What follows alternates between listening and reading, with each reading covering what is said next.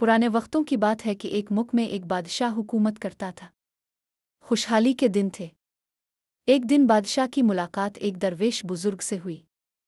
बुजुर्ग बहुत ही नेक और परहेजगार था। बादशाह उनसे बहुत इज्जत से पेश आया और मुलाकात के आखिर में उनसे फरमाइश की कि मुझे कोई ऐसी चीज़, तावीज़, वजीफ़ा वगैरह लिख दे जो इंतहाई मुश्किल वक्त में मेरे काम आए। बुजुर्ग खामोश रहे, लेकिन बादशाह का असरार बढ़ा।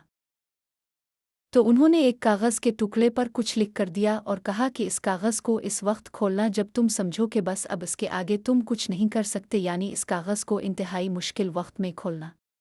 कुदरत का करना ऐसा हुआ कि कुछ ही अरसे बाद इस मुल्क पर हमला हो गया और दुश्मन की फ़ौज ने बादशाह की फ़ौज को उलट पलट कर रख दिया। बादशाह को अपनी जान के लाले पड़ गए और वो भागकर किसी जंगल के गार में छप गया। दुश्मन की फ़ौजें इसके पीछे थी और वो थक कर अपनी मौत का इंतज़ार कर रहा था। फिर अचानक इसके ज़हीन में दरवेश बाबा का दिया हुआ कागज़ याद आया।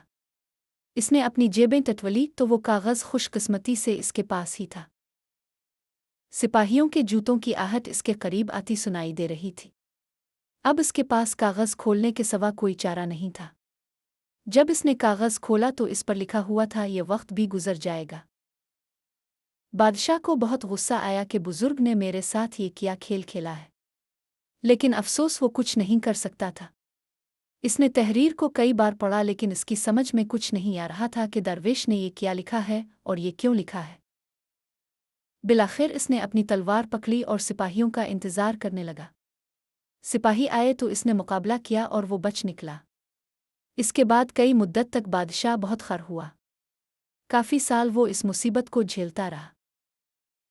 आखिरकार इसने दोबारा हिम्मत की और अपनी फ़ौज इकट्ठी करना शुरू कर दी। काफ़ी सालों की मेहनत के बाद इसने अपनी फ़ौज इकट्ठी कर ली और दोबारा से इस मुल्क पर हमला कर दिया और खुशकिस्मती से इस जंग में इसको फ़तह नसीब हुई और वो एक बार फिर इस सल्तनत का बादशाह बन गया।